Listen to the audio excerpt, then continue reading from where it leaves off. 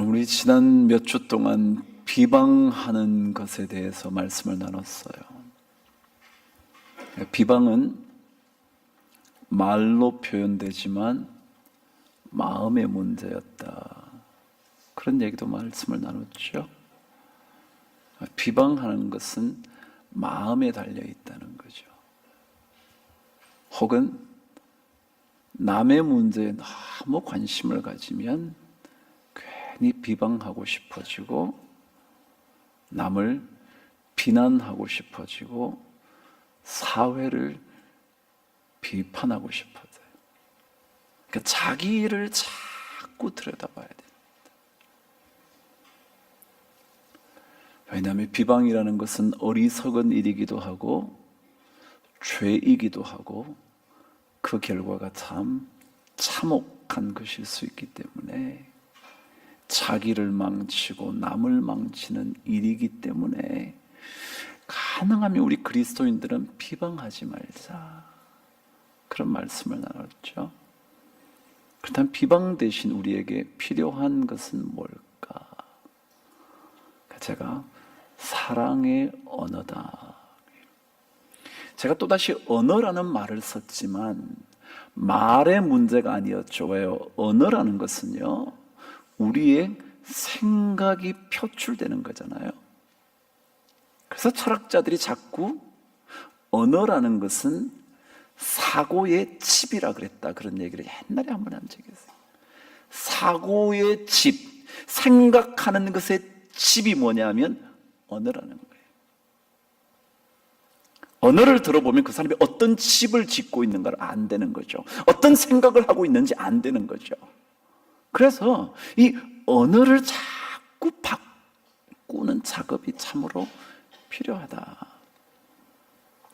그래서 여러분에게 고린도전서 13장 사랑에 대한 얘기를 제가 적어놨죠. 다 알기 때문에 읽지 않아도 알 것 같아요. 근데 오늘 제가 그래, 비방 대신 사랑의 언어를 쓰면 좋겠다. 사랑의 언어. 그러다가 떠오른 인물 하나가 요셉이었습니다. 요셉을 계속 묵상하고 있었죠. 요셉이 형들에게 팔려갑니다. 그것도 잘 알고 있는 곳이라면 그나마 괜찮을 텐데 정말 생면부지의 땅으로 팔려갑니다. 팔려갔다는 것 자체가 이미 그의 생명은 보장받을 수 없다는 것을 의미했습니다. 팔려간 그곳에서의 삶도 그리 녹록치 않았습니다. 최선을 다해도 오해받고 열심히 살아도 그를 잊고 무언가 되는 일 없는 것 같은 인생이 계속 진행이 됩니다. 그러다가 그가 하나님의 은혜를 입어 애굽의 총리의 자리까지 올라 마침내 형제들을 만나게 됩니다. 자신을 팔아버린, 살려달라고, 나 좀 도와달라고 그렇게 울부짖어도 거들떠보지도 않았다. 그런데 하나님은 그때부터 은혜를 베풀기 시작하셨어요. 여러분이 다 기억하시다시피 마른 구덩이에 빠졌어요. 만일 그게 물이 있었다면 그는 숨을 댔겠죠. 근데 마른 구덩이였어요. 그때부터 하나님의 은혜였어요. 그런 상황에서 다시 만나게 된 형들 앞에 어떤 말을 할 수 있을까요, 여러분? 어떤 말을 할 수 있겠어요? 여러분, 도대체 어떤 말을 그 형들에게 요셉이 하겠냐고요. 저는 그 상상을 통해서 요셉의 마음이 어땠을까? 홀로 팔려가는 아버지에게 마지막 인사도 못한 채 영원히 격리되는, 생사를 보장받을 수 없는, 알지도 못하는 그 누군가에게, 어디론가 자꾸만 떠돌아다니는 상인들에게 팔려갈 때 그 마음이 어떻겠어요? 그러다가 다시 만난 애굽의 총리까지 올라가서 다시 만난 형제들에게 어떤 얘기를 하고 싶었겠어요? 근데 요셉이 들려주었던 얘기를 읽으면 사랑의 언어라는 것, 사랑의 언어라는 것, 그걸 알게 돼요. 제가 오늘 여러분과 서론 부분으로 이 얘기를 시작하고 고린도전서 말씀을 묵상할 거예요. 몇 주간 또 갈 것 같습니다. 그렇죠? 그래서 지금 끝내야 되잖아요. 그러니까 벌써 다 끝났어요. 벌써 끝난 거예요. 오늘은 끝이에요. 근데 요셉의 이야기를 여러분 한번 읽어보십시다. 요셉이 어떻게 사랑의 언어를 형들에게 들려주는가? 어떻게 들려주는가? 창세기 저와 함께 50장으로 먼저 가시도록 하죠. 다 잘 아는 얘기지만 오늘 제가 사랑의 언어라는 말로 오늘 성경 말씀을 묵상하려고 합니다. 50장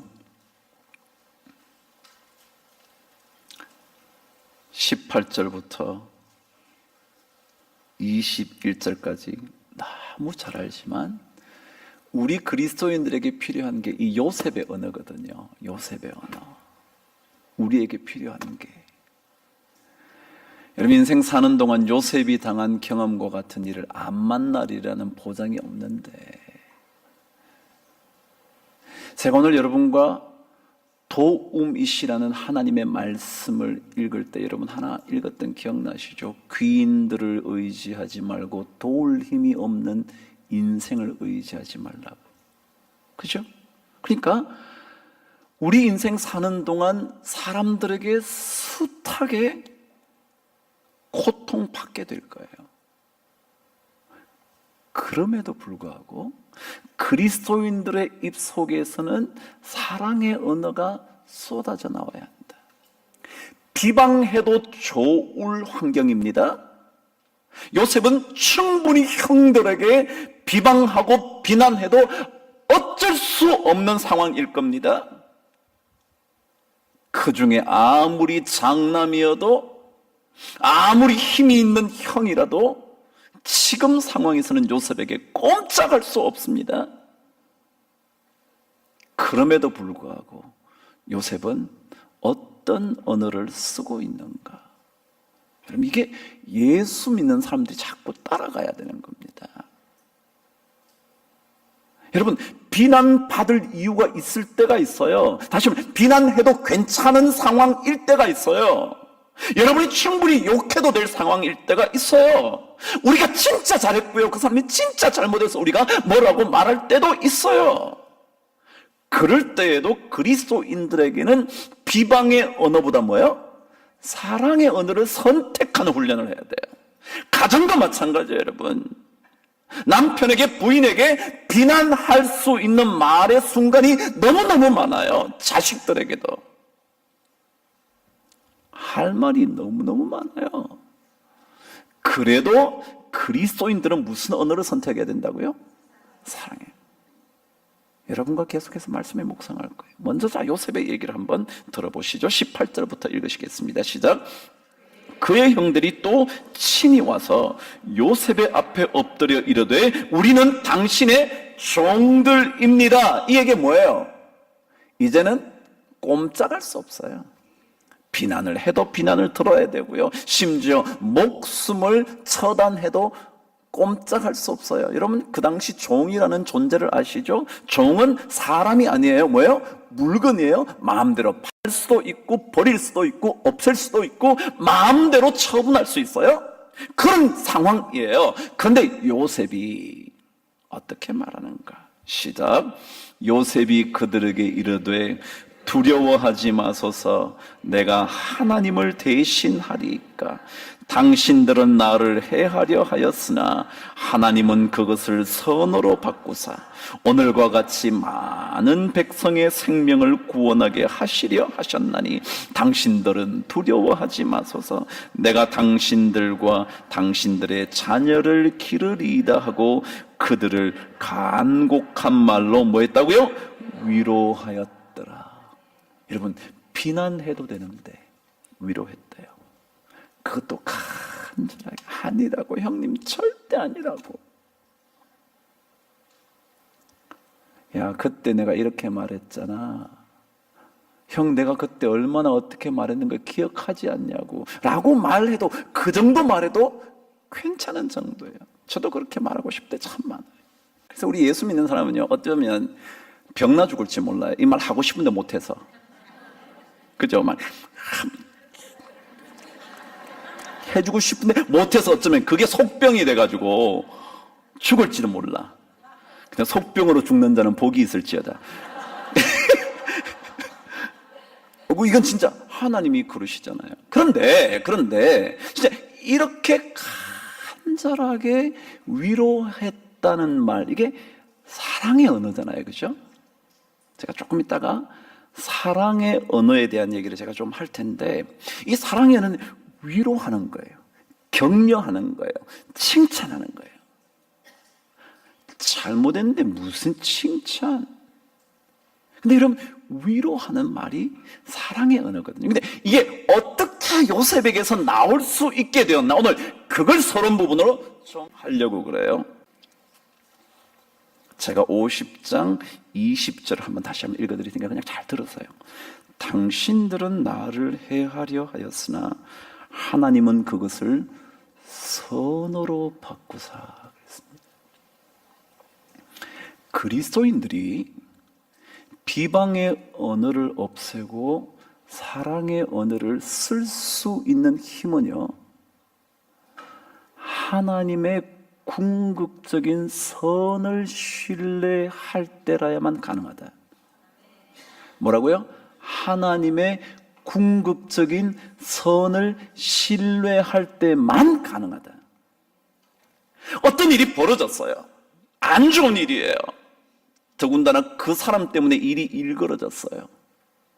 일이 잘 돼야 되는데 그 사람 때문에 내가 그렇게 만류했는데 그 사람 때문에 일이 다 벌어졌어요. 그럼에도 불구하고 비난하지 않으려면 뭘 믿어야 된다?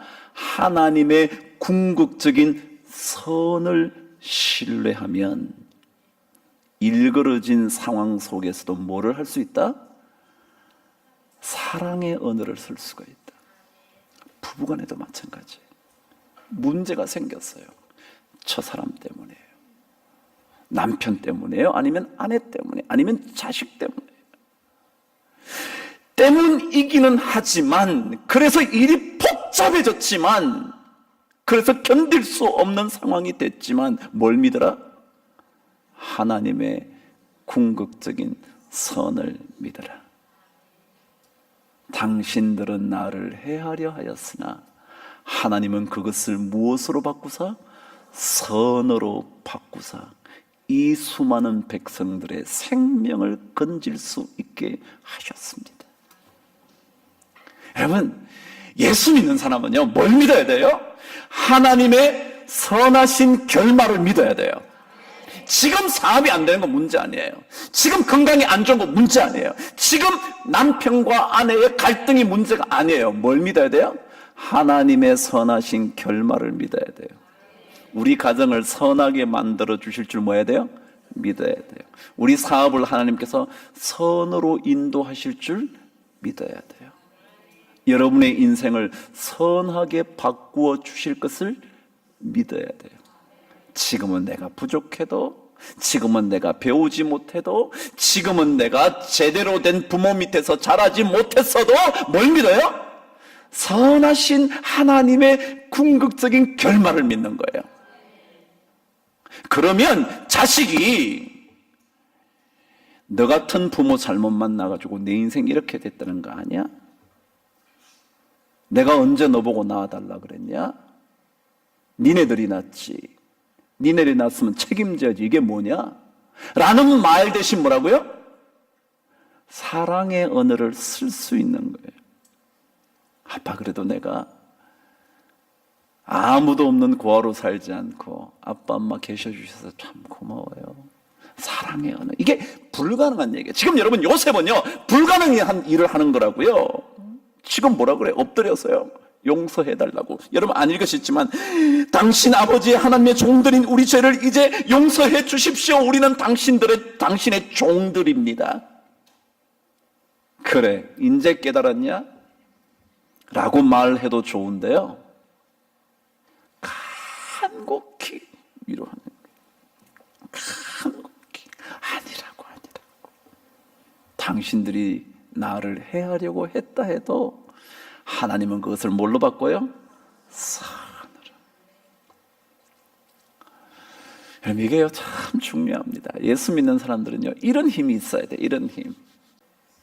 요셉이 어땠을까? 여러분은 모르시겠지만 저희 어머님께서 저를 위해서 기도하실 때 누구처럼 되라고 기도하시느냐 하면 말 안 해도 아시겠죠.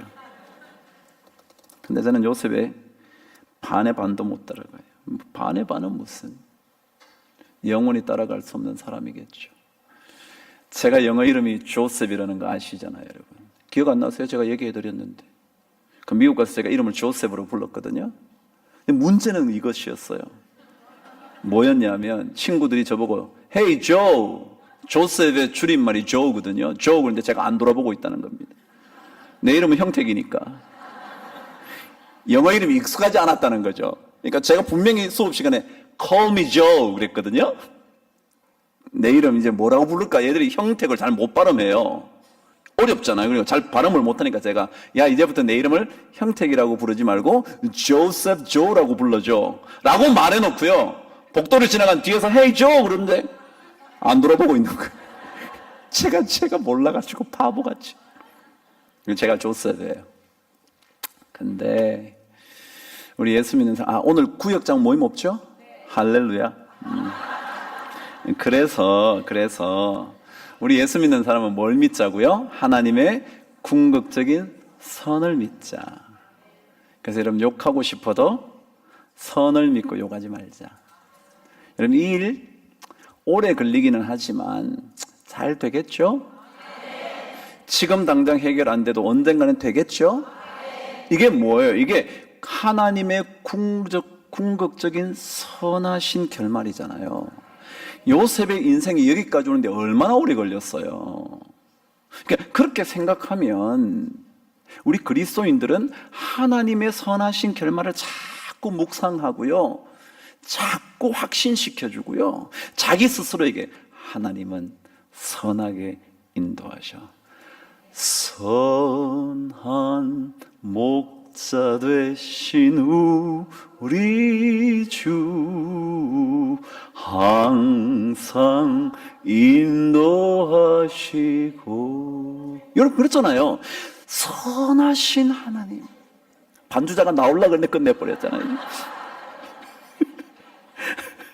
선하신 목자. 두 번째입니다. 두 번째, 우리에게 비방의 언어가 사라지고 사랑의 언어가 들어올 수 있도록 하려면요, 두 번째가 필요해요. 다시 한번 보십시오. 20절로 함께 있습니다. 시작. 당신들은 나를 해하려 하였으나 하나님은 그것을 선으로 바꾸사, 그 다음입니다, 오늘과 같이 많은 백성의 생명을 구원하게 하시려 하셨다 그랬습니다. 두 번째는 뭐냐면요, 그리스도인들이 사랑의 언어를 쓸 수 있으려면 어디에 포커스를 맞춰야 되느냐 하면요, 사람 살리는 일에 포커스를 맞춰야 돼요. 사람 살리는 일에. 여러분, 부부가 싸움한다고 죽이려고 작정하고 싸우는 겁니까? 아니요. 우리 잘해보자고 싸우는 거잖아요. 당신이 나를 조금 더 잘 이해해주고 내가 당신을 좀 더 잘 이해해줘서 좋은 가정 만들어 보자고 뭐 하는 거예요? 혹시라도 싸움을 할 수 있을지 모르잖아요. 근데 그렇다면 싸움의 궁극적인 목표는 너 죽고 나 죽자가 아니잖아요. 그죠? 그러면 다시 말, 당신 생각은 이런데 내 생각은 이래, 좀 서로 이해해달라고. 그래서 좋은 가정을 만들어 보자고. 그게 목표잖아요. 여러분, 우리 그리스도인들이요, 어떤 일을 할 때도요, 생명을 살리고 그룹을 살리고 조직을 살리기 위해서 해야지 죽이려고 그러면 안 된다. 죽이려고 그러면. 자식들에게 야단을 왜 치는데요? 죽이려고요? 너 같은 자식은 내 호적에서 파내버리려고요? 아니요, 여러분, 그렇지 않잖아요. 그래서 그런 경우일 때는요, 사랑의 언어를 사용하셔야만 해요. 제가 조금 있다가 어쩌면 다음 주겠지만 제가 사랑의 언어라는 것에 대해서 제가 여러분에게 말씀드릴 거예요. 다시 한번요. 사랑의 언어는 뭐에 포커스가 맞아야 된다? 생명을 살리는 일. 여러분, 부인 격려해 주어야 살잖아요. 당신은 이거밖에 못하냐 그러면 하던 일도 하기 싫잖아요. 그 말에 어떤 경우는 확 죽어버리고 싶다 그러던 부인도 있더라고요. 정말이에요, 여러분. 그러니까 뭐 하자고요? 우리가 살리자고요. 당신 나 만나서 당신도 살고, 당신 식구들도 살고, 당신도 나 만나서 나도 당신 만나서 당신 때문에 더 살고, 그러려고 하는 거잖아요. 저는 아직까지도 그 말이 참 힘들어요. 여러분 다 기억하실 거예요.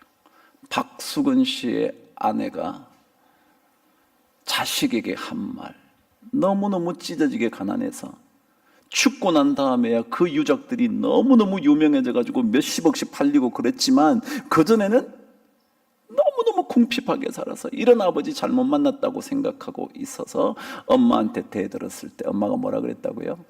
야, 나는 너네 아빠 만나서 돈 잘 벌어먹고 살라고 만나지 않았어.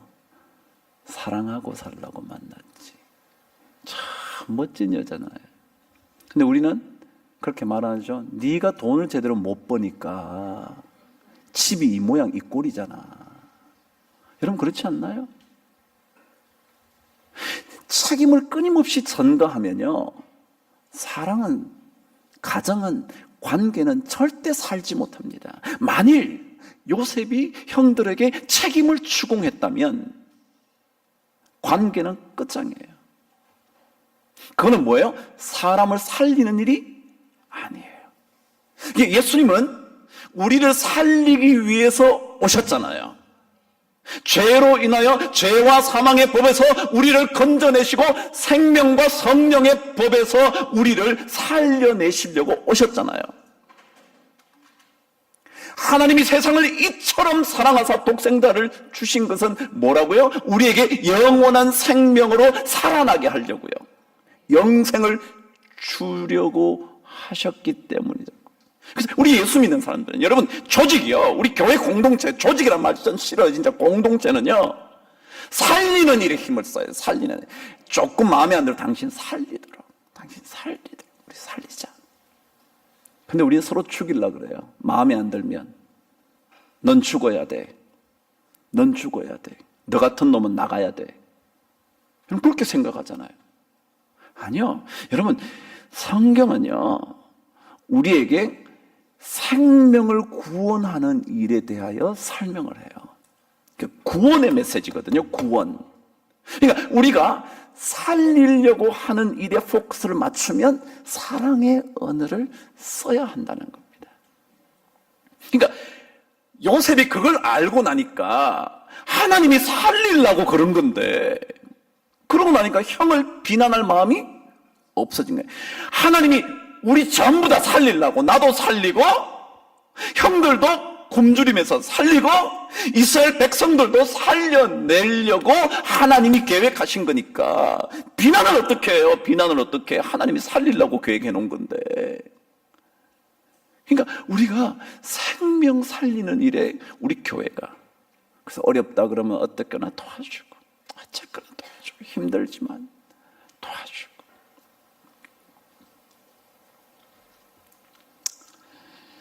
비방이라는 것은 남을 볼 때 그렇고요,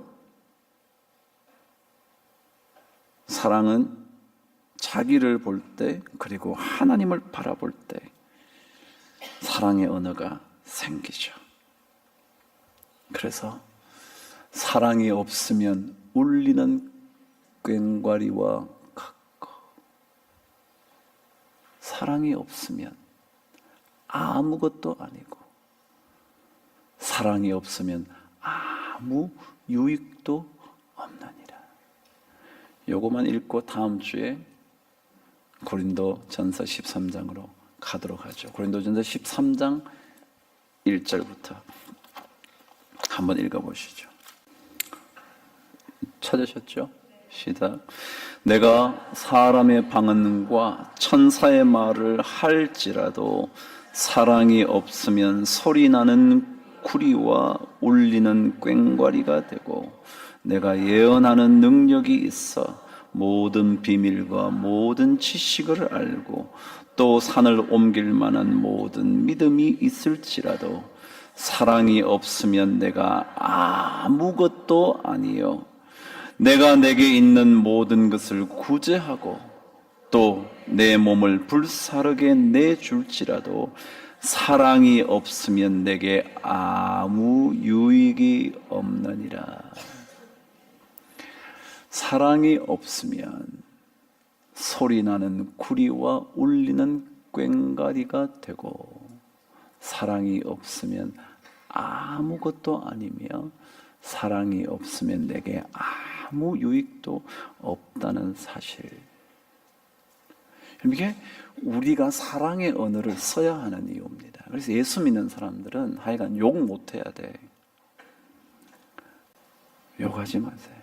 욕하지 마세요. 누구도 욕하지 마세요. 욕하지 마세요. 욕하면 욕만 더러워지고 지나요? 아니 뭐죠? 입만. 제가 오늘 글을 읽는데 이렇게 돼요. 입으로는 말을 줄이고 위장에는 밥을 줄이고 마음에는 욕심을 줄여야 하느니라 그랬대요. 어휴. 위장에는 밥을 좀 줄여주시고요, 마음에는 욕심을 줄이시고, 말에는 아니죠, 입에는 좋은 말을 좀 해서 나쁜 말은 좀 줄여주시라. 그래요.